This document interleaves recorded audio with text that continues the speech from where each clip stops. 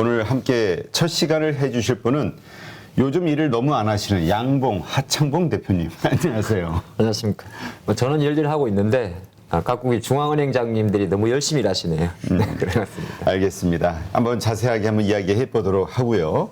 어제 그 금리 인상 75bp 하고 나서 나스닥이 그냥 상승, 전체적으로 뉴욕 증시가 오르길래 긍정적으로 악재 해소 측면으로 보는구나 했는데 네.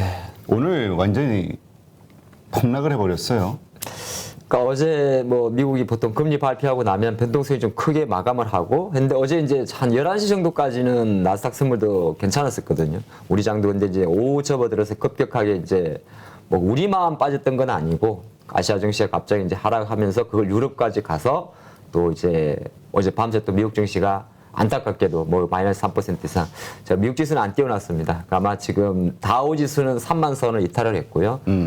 나스닥은 지금 작년 연말 대비해서 30% 이상이 빠졌는데 이제 아까 일각에서는 또 이러다가 만 선까지 이탈하지 않느냐. 지금 1,600포인트 정도 됩니다. 근데 그러다 보니까 좀 상당히 지금 변동성이 좀 큰데요. 과연 계속 왜 이렇게 떨어질까를 좀 보게 되면 제가 우측에 일단 어제 미국에 이어가지고 또 영국도 금리를 올렸습니다. 영란은행이 이제 금리를 올렸는데 영란은행은 사실 지난해 어떻게 보게 되면 글로벌 약간 선진국가 중에서 빨리 올렸었어요. 지금 5차례 연속 올리고 있습니다. 그래서 11월 달에 이미 이제 1.0에서부터 한번 올렸는데 그리고 나서 지금 이제 그때는 첫 번째는 15bp 그리고 그다음부터는 지금 25bp씩 뭐 5번 연속 올려가지고 1.25%인데 이게 왜 중요하냐 하면 영국과 지금 유럽 같은 경우가 유럽도 사실 지금 인플레이션이 뭐 7%, 8% 내지 않습니까? 올리지 않을 수밖에 없는 상황인데 문제는 지금 아마 많은 투자가들이 근데 어제 뭐 사실 스위스도 올렸어요. 스위스는 우리가 스위스는 사실 마이너스 금리거든요. 마이너스 0.75에서 마이너스 0.25 정도 스위스까지 금리를 뭐 한 20년 만에 올리고 가장 중요했던 게 어제 아마 이 부분을 우리 8.15에서 컨텐츠 한번 제가 다룬 걸로 아는데 어제 제롬 파월 미국의 그 FMC 회의도 중요했습니다만 이례적으로 유럽 중앙은행 ECB에서 긴급회의를 했었습니다. 그게 이제 어떻게 보게 되면 약간 밤새 뭐 유럽이나 지금 아까 포인트는 뭐냐면 지금 글로벌 금리 인상 도미노 우려 때문에 글로벌 뭐 위험 자산이 이제 폭락하는 상황이 나온 거거든요. 그래서 갑자기 그건 다시 한번 저도 뭐 제 시각으로 한번 풀어드리면 이제 각국의 금리를 특히 유럽 같은 게 올리게 되면 독일이나 영국이나 이런 데는 괜찮아요. 근데 괜찮은데 왜냐하면 이제 국가 GDP 대비해서 정부 부채가 많은 기업들, 근데 약간 우리가 유럽에서도 잘 살고 건전하다고 이야기하는 독일, 영국 쪽은 괜찮은데 바로 10년 전 악몽이 잠깐 떠오를 정도로 2011년도부터 한 3, 4년 동안 우리가 피그 국가라 그래가지고 유럽 재정위기 이슈로 글로벌 증시가 한 3, 4년 동안 휘청인 적이 있거든요. 그렇죠. 그러니까 대표적으로 이제 우리 가만 생각할 때 유럽 볼 때 쟤들 일 안 하고 맨날 노는 애들 몇 군데 있어요. 그리스, 그다음에 뭐 대표적인 프랑스, 이탈리아 이런 쪽이 보면 지금 국가 대비 GDP 대비 국가 정부 부채 비율이 130에서 150%까지 갑니다. 그러다 보니까 일각에서는 이러다 또 제2의 재정위기 나오는 거 있지 않느냐. 왜? 이 국채 금리가 올라버리니까 정부의 재정 부채 능력이 떨어지게 되는 거죠. 한국도 사실 지금 우리나라는 아직 100% 미만인데요. 우리나라 증시도 사실 그런 것도 여전히 경계하는 분위기거든요. 그래서 제가 다음 장에 좀 준비를 했습니다만은 일단 글로벌 그 국가 정부 부채의 어떤 우려 이것도 사실 큰 어떤 위험 자산 성격에서는 부담을 좀 주고 있는데 여기서 이제 앞으로 지켜봐야 될 게 뭐냐면 지금 이제 이거는 영국이고 그러면 이제 전체 도 통화하는 게 바로 라가르드 총재가 이제 수장으로 있는 ECB란 말이에요. 그러니까 유럽 중앙은행이 바로 전날 이렇게 이야기했어요. 우리도 7월 달이나 9월 달에 금리를 올려야 되지 않겠느냐 그런 이야기를 했거든요. 전 세계에서 금리 카드를 제일 양적 완화적으로 쓰는 두 개의 나라를 찾아보라 그러면 하나가 일본이고 일본은 어쩔 수 없이 못 올리는 거고 또 하나가 사실은 ECB예요. 유로존이거든요. 유럽은 워낙 아까 말씀드린 마찬가지로 경기 자체가 뭐 사실 유럽은 생산과 제조는 독일 쪽이나 영국 쪽이고 나머지는 다 소비 국가잖아요. 그러다 보니까 상당히 양적 완화 정책을 하는데 오히려 이제 정부 부채 이슈가 강화되게 되면 부담이 되게 되면 유로존이 참 ECB가 금리를 올리기도 애매한 그런 상황입니다. 그렇기 때문에 지금 글로벌 모든 정신은 아쉽게도 뭐 각국의 이제 어떻게 보면 75bp라는 것 자체가 1994년 그린스펀 의장 이후 거의 뭐 20년 만에 아닙니까? 그렇죠. 그러다 보니까 지금 생각보다 오히려 쇼크는 좀 큰 것 같다. 그리 보니 좋을 것 같고, 제가 왼쪽에 국채금리 떨어진 걸 딱 올려놨는데, 그러면 또 투자분들이 국채금리 떨어졌으니까 좋은 거 아닙니까? 이렇게 볼 수도 있잖아요. 근데 이 떨어진 내용은 안 좋게 떨어진 거예요. 채권금리가 떨어졌단 말은 채권 가격이 오른 거거든요. 그 말은 뭐냐면 주식을 팔고 채권을 샀다는 겁니다. 그러니까 밤새 지금 국채금리가 지금 10년물도 5% 떨어지고 2년물도 떨어진 거는 사실은 이건 안전자산이라는 선호 현상입니다. 그래서 일단은 지금 글로벌 증시는 여전히 파월 의장이 아무리 진화를 해도 지난 5월달 인상할 때는 75는 없다. 거기서 또 한 번 불신. 근데 이번에 한 번 더 불신을 때려버린 거죠. 이런 인상 다음 7월 달에 한 75 정도 하겠지만은 이거 흔한 일 아닌데 그게 사실 5월 달에 말했던 거 비슷한 발언이거든요. 인플레이션은 약간 템포러리하다, 일시적이라는 건데 우리 이제 시장이 계속적으로 파월 의장이 말만 하면 불신으로 가는 그런 분위기가 참 지금 시장의 어떤 그 위험 자산에 대한 불안감을 가져오고 있다. 그래 보는 게 좋을 것 같습니다. 네. 하여튼 지금 아직 크게 부각은 되지 않았는데 네. 하나의 조그마한 실마리처럼 조금씩 그러니까 떠오르는 유럽의 몇몇 국가들의 그 국가 부채 문제. 근데 그거는 제가 말도 꺼냈으니까 저는 제 의견을 할 때는 ECB가 만약에 금리 인상을 주저한다면, 그러니까 7월 달에 이제 한 달 할 수도 있다는 걸 뉘앙스를 최근 한두 달 강하게 했거든요. 만약에 주저한다면 맞습니다. 저는 그래서 오히려 거꾸로 놓고 보면 골마 오른 게 터지기 따위보다는 일단은 저는 7월 달에 유럽 중앙은행이 금리를 인상하는 거, 오히려 그게 어떻게 보게 되면 시장에서 거꾸로 볼 때 충격은 좀 있겠죠. 야, 유럽 중앙은행까지 20일까지 금리를 인상하는 거야? 이렇게 볼 수 있으면 금리를 안 해버리면 역시나 야, 이거 지금 피거 국가들 그게 심각하구나를 간접적으로 시장에 또 알려주는 메시지 될 것 같습니다. 네. 하여튼 그런 상황에서 또 유럽들이 지금 러시아 에너지 네. 상황 안 좋잖아요. 네. 그리고 가격은 자꾸 뛰고 있고. 그러니까 거기에 대한 우리 무역 적자 거기서 나오듯이 거기도 이제 에너지 가격이 자꾸 올라가니까 네. 그러니까 재정 적자가 자꾸 펼쳐질 수밖에 없는 커질 수밖에 없는 구조가 된다는 게 이제 또 하나의 트리거가 되지 않을까 이런 걱정을 하시는 분들이 조금씩 늘고 있다는 거. 그리고 어제 장 마치고 아마 저는 그 뉴스의 보도를 확인할 수 없을 것 같은데 갑자기 또 푸틴이 핵실험, 핵공격 그런 이야기 나왔던 거 있거든요. 또 항상 여러분들 제가 이건 주의 아니 좀 부탁드리고 싶은 것은 장이 흔들리면 악성 기사나 확인되지 않은 기사들 좀 많습니다.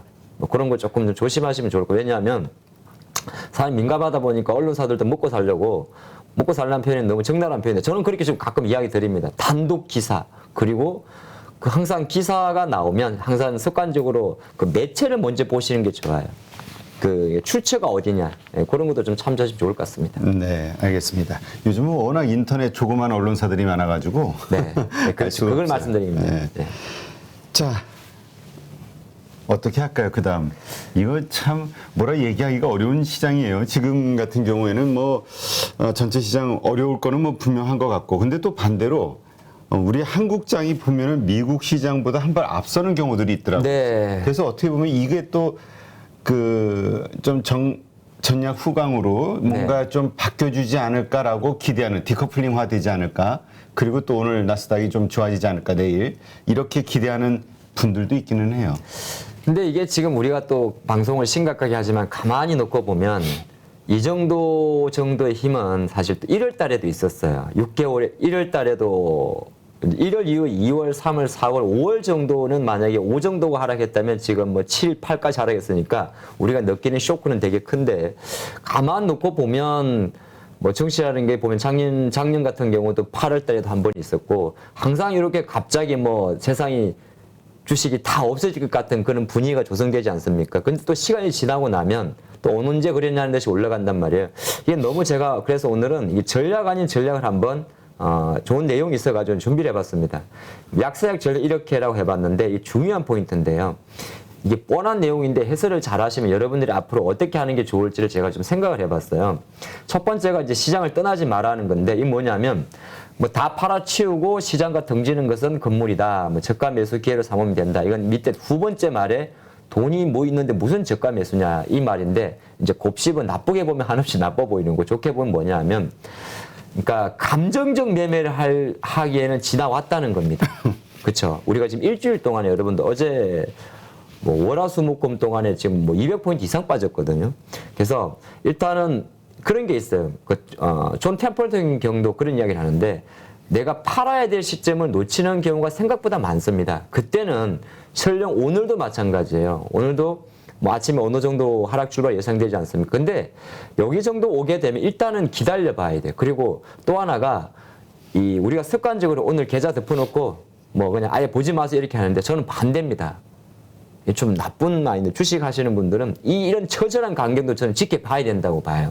그러니까 과연 어떤 상황이 계속 전개되는지 바로 어제 같은 장도 그랬고 어제 오전장 딱 보면 급락할 때 어떤 섹터가 올라오는지 그런 건 항상 좀 또 내가 실제적으로 돈이 물려가지고 우리가 움직일 수는 없어요. 돈도 없고 아침부터 반대 매매 당하고 하지만은 그런 거를 조금 아예 떠나지는 말라는 말씀을 좀 하고 싶고 아예 떠나면 못 들어옵니다. 생각보다 사실 주식시장은 그렇게 냉정하죠. 자, 지금부터 갑니다라고 가르쳐 주지 않고 자, 지금부터 뭐 반도체 갑니다 이렇게 가르쳐 주지 않아요. 그래서 좋든 싫든 간간히 시장이 계속 어떤 변화를 지켜보는 게 좋다는 말씀드리겠고 두 번째부터 2, 3, 4번이 제일 중요한데요.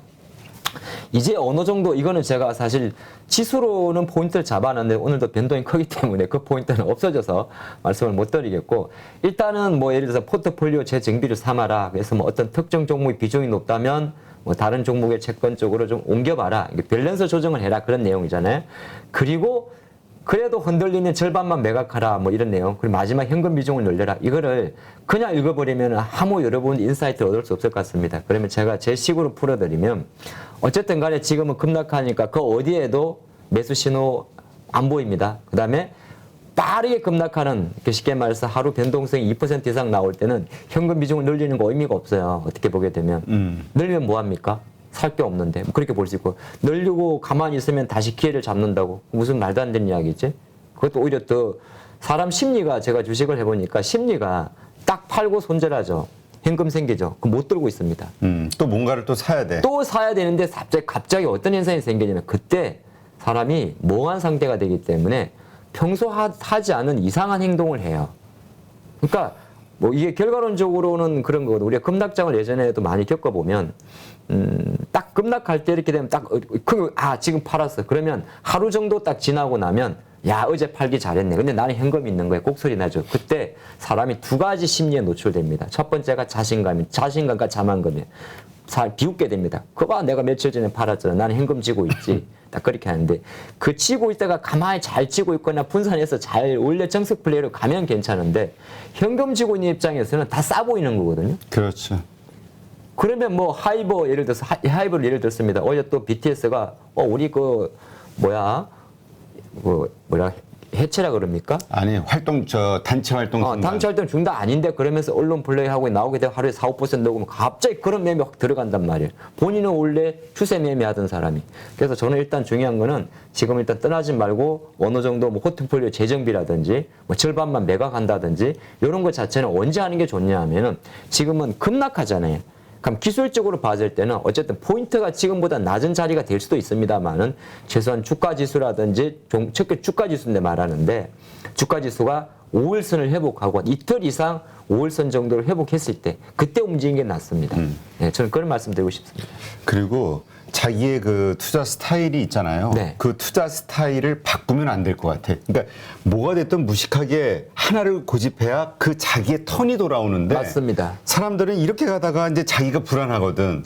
그러니까 자기가 이제까지 하지 않던 패턴의 어떤 뭔가 액션을 취하게 되는 순간 이게 이제 퐁당퐁당이 아니라 당퐁당퐁이 돼버려가지고. 그래서 그런 거예요. 아니 그렇게 왜 공부를 했어요? 하루에 공부한 거를 갑자기 이 계좌의 현금의 잔고에 모든 게 날아가 버리는 거예요. 그래서 우리가 그런 이야기를 합니다. 주식을 항상 안 좋을 때도 공부를 하고 뭐 기술적 분석이라든지 기업 분석 공부를 하지 않습니까? 근데 그게 시장이 어느 정도 스테이블한 시장에서는 그게 먹히기 때문에 더 재밌어요. 그때 만약에 내가 한 게 안 먹히게 되면 안 먹힌다는 표현이 이제 시장과 매칭이 되지 않으면 뭔가 내가 잘못된 거 놓친 건 없냐 이렇게 보는데 지금같이 변동성이 큰 데는 오히려 그거에 대한 자기 불신을 가져오게 되면은 거꾸로 그동안 공부했던 게 다 풍지박산이 되는 거고 또 뭐 요즘에 무상증자 뭐 붐이잖아요. 네. 근데 그 주식들 제대로 된 주식 하나도 없거든요. 냉정히 말해서 어제 조광아예 제가 이게 유튜브라도 그래도 말을 조심하고 썼습니다. 왜냐하면 그거를 핸들링하는 세력들이 누군지 어느 정도 알기 때문에. 하지만 그런 이상한 정보에 갑자기 제가 어저께 깜짝 놀랐던 게 제도권 다니시는 분이 공구모 무상정자해서 팔았다 그러니까 왜 팔았다고 뭐라 다 이러는 걸 보고 주식을 몇 배를 공짜로 주는데 그걸 왜 팔아내고 제가 깜짝 놀랐어요. 아직도 많은 투자자분들이 무상정자는 공짜로 주식을 5배 하면 5개 주는구나. 이 공짜를 왜 팔아? 그런 생각을 하고 하시는 분들이 있구나 생각이 잠깐 들었거든요. 그래서 어쨌든 간에 뭐 지금 여러 가지 이런 시장에서 어떻게 보면 헤게모니적인 움직임이 나올 때 그거는 만약에 하신다 하더라도 그냥 배우는 정도만 하시지 전체의 큰 틀을 바뀌면서 그 정말 아까 말씀하셨습니다. 이야기 좀 길어지는데 이게 1,000만 원, 900만 원, 800만 원, 500만 원 이렇게 손실이 내려가잖아요. 네. 이때 내려가다 갑자기 사람이 이렇게 확 돌발해 버리면은 그게 0 되는 게 더 빨라집니다. 네, 제가 그런 말씀 드리고 싶습니다. 네. 하여튼 네. 그 자기에 대한 확신, 그러니까 믿음, 그 다음에 뚝심 이런 게 좀 필요할 것 같아요. 시장은 믿지 말되 본인이 믿으셔야 됩니다. 네. 자, 그 다음에 한국도 이제 빅스텝 하는 거 아니냐 이런 걱정이 또 있어요. 지금 그렇잖아도 이제 뭐 주담대출, 주식담보대출이 지금 8%대 올라간다 뭐 이런 얘기도 뉴스에 가끔 나오던데 네. 7%대에서 이제 한국 국내 시장도 이제 금리 인상을 할 수밖에 금리가 이제 같아졌잖아요 미국하고. 네. 그러니까 어떻게 빅스텝을 할 수밖에 없고 이것이 또 국내 증시에도 큰 영향을 미치는 거 아니냐, 악재가 되는 거 아니냐 이런 의견. 지금 이제 우리나라가 7월 14일 날 금리를 또 결정하게 되거든요. 한 달 있다가. 지금 어제 이제 미국이 금리를 올리면서 이제 기준금리 기준으로는 미국 상당 기준으로는 똑같아졌습니다. 한국도 지금 1.75고 미국도 이제 어제 올렸기 때문에 1.75인데 지금 분위기가 미국 7월 달은 7월 24일 정도 돼요. 우리가 먼저 인상하게 되고 결정하게 되고 또 한 열흘 정도 있다 미국 결정하는데 이미 지금 미국이 어느 정도 7월 달에 0.75% 그러니까 75bp를 예고를 했으니까 상당 기준으로 놓고 보면 한 번에 2.5까지 가는 겁니다. 2.5까지 가는 거고 우리는 지금 계속 25씩 올리고 있어요. 베이비 스텝 아장 하고 있기 때문에 뭐 현재 수준이라면 다음 달 중순에 2%까지 올리는 거거든요. 그러면 일각에서 이야기하는 두 가지 첫 번째는 우리가 2%고 미국이 2.5면 금리 역전 아니냐. 그러면 돈 빠져나가는 거 아니냐. 근데 이건 제가 짧게 말씀드리면 그거하고 그렇게 상관이 없습니다. 왜냐하면 가장 근래 2018년 같은 경우도 금리 역전이 있었어요. 근데 금리 역전이 있다고 해서 갑자기 한국에 뭐 달러가 유출돼서 그런 거는 이제 정부에서 뭐 한미 통화 스왑이라든지 이런 거 정도는 커버할 수 있는데 이게 뭐가 중요한 거냐면 아까 우리가 말씀하셨죠. 지금 주택담보대출 금리가 7에서 8% 넘어갔다고 했죠. 이거 엄청나게 중요한 겁니다. 뭐가 중요하냐면 우리가 보통 월세 전환율을 몇 %로 이야기하냐게 되면 5% 정도를 이야기하거든요. 근데 월세 전환 이게 제가 부동산 전문가는 아니지만 아마 부동산에서 그런 이야기 하실 건데 월세 전환율 같은 경우가 보통 5% 정도란 말이에요. 쉽게 말해서 내가 뭐 오피스텔이나 이런 거 사가지고 월세 내가지고 연 이자 한 5% 정도 목표로 보통 한단 말이에요. 근데 여긴데 그 월세 전환 수익률이 대략 5% 정도인데 주택담보대출의 금리가 7% 뛰게 되면 뭐 어떤 생각이 생깁니까? 역마진 나오는 겁니다. 그러니까 내가 뭐 요새 1억짜리 잘 없겠지만은 1억짜리 오피스텔을 연 7% 금리로 구입을 해가지고 5%짜리 월세를 내줘. 그것도 사실 5% 내기도 어려운데 예를 들어서 월세를 내주는데 오히려 그러면 마이너스 2%의 손실이 발생하는 거거든요. 그럼 그걸 뭘 의미하는 거냐면 예를 들어서 주택시장 또는 경제 전체 소비시장의 붕괴를 가져오는 겁니다. 그래서 그런 것도 사실은 제가 이 금리 준비하면서 우리가 마냥 미국 올라간다고 빨리 올라갈 것 같지 않다. 저는 그걸 말씀드리고 싶었던 거예요. 이 표를 준비할 때는 이 표를 만든 연합뉴스의 이 이미지는 한국과 미국의 그걸 보여준 거거든요. 금리 역전차. 그렇죠. 18년 역전이 있었고 지금도 역전될 수밖에 없으니까 우리나라도 7월 달에 50베이시스 포인트를 올리지 않겠느냐. 그 뉘앙스로 만들어진 이 이미지인데 저는 오히려 실제적으로 이런 금리 역전에 따른 주택시장 붕괴에 따른 이슈 때문에 우리나라가 생각보다 갑자기 50을 올린다든지 그러기는 어렵지 않겠느냐. 또 설령 만약에 올린다고 한다면 이거는 정부가 두 가지 선택을 하는 겁니다. 안을 놓고 어떤 게 민생을 생각할래, 나라 전체를 생각할래거든요. 근데 제가 생각할 땐 정부는 안타깝게도 민생보다는 나라 전체를 생각한다면 오히려 금리 인상의 어떤 그 속도는 조금 여전히 지금 수준으로 갈 수밖에 없지 않나 그렇게 봤습니다. 그러니까 이제 그러한 현상들이 결국은 외국인의 국내 시장 이탈을 자꾸 또 가속화시키는 거니까 네. 그게 이제 또 걱정이 되기는 해요. 그리고 또 하나는 중국 시장이 좋잖아요. 반대로 지금 금리 인하를 하고 있고 유동성을 풀고 있기 네. 때문에 그러니까 증시가 좋고 그러니까 자꾸 자금이 빠져서 MACI 그 자금도 전부 저쪽으로 이동하는 그럴 수밖에 없는 게 통화시장에서 보면 미국은 지금 8% 인플레라고 해도 달러 강세잖아요. 그럼 상대적으로 걔네들은 달러가 강세니까 인플레이션 헤징이 돼요. 근데 한국은 똑같은 만약에 어떤 유가가 100달러라고 하더라도 미국에서 바라보는 100달러. 근데 우리는 1,300원짜리 100달러를 봐야 되는 거거든요.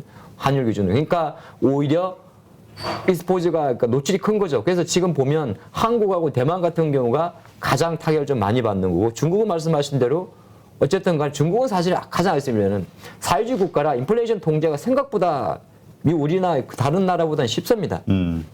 야 공장 돌리지 마. 그럼 못 돌리는 거. 지난번에 상해 이슈에도 문 걸어 잠가버리고 돼지고기 중국 정부에서 제일 이제 민감하게 반응해서 물가 통제하는 게 돼지고기 가격 추이거든요. 그거는까지 통제 가능하기 때문에 그래서 어떻게 보게 되면 지금 중국은 상대적으로 강한데 요새 좀 우리나라 정치에서 안타까운 게 이거 뭐 중국 빠질 때는 같이 빠지고 지금도 중국 오르는 데는 안 오르고 약간 이런 현상이라 그만큼 이제 수출 고지 어떤 익스포즈 자체 차이다 그렇게 보는 게 좋을 것 같습니다. 네, 알겠습니다. 하여튼 이럴 때 그러면 이제 그나마 네. 어떤 주식을 들고 있을 것이냐. 요즘 그 필수 소비재라는 얘기는 우리 사실 한 달 전서부터 쭉 얘기해 왔어요. 이런 금리 인상기에 그다음에 이렇게 네. 경기 침체가 예상되는 시기에는 뭔가 필수 소비재 중심으로 해야 되지 않냐. 근데 지금 기술주보다 경기 소비재가 더 많이 빠지고 있다. 이런 얘기가 있어요. 근데 이제 그렇죠. 이 자료는 사실은 미국 이야기고요. 우리랑 약간 반대예요. 근데 우리도 약간 사실 이 내용은 우리는 더 거꾸로입니다. 우리는 기술적으로 더 빠져요. 근데 미국 입장에서는 왜 그러냐면 본격적인 금리 인상 이제 서학김이 참조용입니다. 본격적인 금리 인상 시기에 기술주도 지금 이제 하락 폭을 놓고 봤더니 3, 4월 기준으로 한 20% 정도 이제 S&P 이제 테크주의 ETF 수익률을 보여드린 건데 기술주도 많이 빠졌어요. 뭐 아시겠지만은 인텔도 마이크론도 다 빠졌는데 경기 소비재는 더 빠졌습니다. 근데 경기 소비자라는 게 알겠지만은 우리가 필수 소비자라는 이야기도 하고 그냥 기본적으로 쓰는 거. 밥 먹고 옷 입고 텔레비전 사고 그런 거 있지 않습니까? 근데 일단은 미국 사람들 기준으로는 지금 인플레이션의 핵심 요소, 바로 핵심 요소가 바로 운송비하고 식료품비잖아요. 근데 어쩔 수 이쪽은 계속 늘리고 있어요. 그래서 주유소나 식료, 오조소 쪽은 늘리고 있지만은 기타 오히려 거꾸로 사실 어저께 미국 물가 발표할 때 소매 판매가 부진하게 나왔었거든요. 그래서 금리를 올리는데 소매 판매까지 안 좋으니까 좀 나쁘게 했는데 그러다 보니까 똑같은 거예요. 일단은 참 희한한데 외식은 하겠는데 집 반찬은 줄이겠다. 그런 거예요. 내가 백화점 가가지고 명품 티셔츠 하나는 사겠는데 뭐 양말은 신던 거 신겠다. 약간 표현이 좀 그렇나? TV 그냥 쓰던 대로 쓸게. 아 그런 거예요. 맞아. 세탁기 뭐 좀 덜덜덜 거리긴 하는데 툭툭 치면서 조금 더 쓸게. 그러다 보니까 지금 우리나라 지금 LG 가전업체도 약한 것처럼 의류라든지 전자제품 등은 줄이고 있습니다. 근데 이건 약간 미국 이야기인데 그러다 보니까 자료에도 뭐 나이키, 룰루레몬, 타겟 이런 게 나오는데 한국 같은 경우는 사실은 이것도 계산을 생각을 하시라는 겁니다. 그러니까 우리나라 요새 최근에 의류주 또 많은 분들이 그러거든요. 야 중국 정시 좋은데 화장품주 왜 이래? 이야기 하잖아요. 똑같은 거예요. 지수가 좋은 거지 실제적으로 경기 금리 인상 이렇게 시작하게 되면 글로벌적으로 경기 소비재 같은 경우는 주요 필수 품목을 낚이고 나면 절약 모드로 긴축 모드로 들어갑니다. 안 팔린다는 거죠. 그 관점으로 좀 보시면 좋을 것 같다는 말씀드리겠고 우리나라 장은 오히려 안타깝게도 전체 이제 소비 비중이 50% 정도가 조금 안 되는 상황이고 수출 비중이 많다 보니까 어제 밤새 필라델피아 반도체 지수가 마이너스 6% 빠진 것처럼 반도체주에 익스포저가 더 신경이 쓰인다. 그리 보는 게 좋을 것 같습니다. 네, 알겠습니다. 하여튼 오늘도 아주 험난한 하루가 펼쳐질 것 같고 그거에 따라서 지금 정말 우리 바닥 밑에 지하실이 있다 뭐 이런 자조 섞인 이야기를 하시는 분들이 점점 늘어나고 있다는 거. 근데 또 한편에서는 이러한 것들을 통해서 우리 신용이 좀 있잖아요. 많이 있잖아요. 이런 것들이 반대 매매가 지금 한 2번 나왔는데 네. 한 번 정도 더 크게 나오면 그게 이제 찐바닥을 알려주는 어떤 그렇죠. 시그널이 되지 않겠냐. 어제도 개인만 매도하고 외국인 기관 다 샀는데 오히려 이제 빠졌는데 사실 지금 외국인들은 계속 선물 가지고 장난치니까 좀 안타깝고 근데 아마 기관들도 여기서 팍 들을 것 같지 않고 그러니까 우리가 늘 이야기하는 개인 투매가 나오면 바닥을 친다고 이야기를 하는데 참 우리 개인 입장에서는 좀 안타깝지만은 근데 어제 아까 말씀하셨다시피 뭐 미국이 또 난리가 났지만은 우리 장이 어저께 오후부터 반영된 거 있지 않습니까? 그러니까 오늘 장 개장되고 나면 제가 생각할 때는 초반 일단 개인 수급하고 또 외국인들 선물 포지션 그러니까 매수하는지 그 정도 일단 보시면서 대응하시면 좋을 것 같습니다. 네, 알겠습니다. 누구나 1시간 안에 200개 종목에서 좋은 종목을 고를 수 있는 그런 능력을 배양할 수 있도록 제가 도와드리려고 그렇게 하고 있습니다.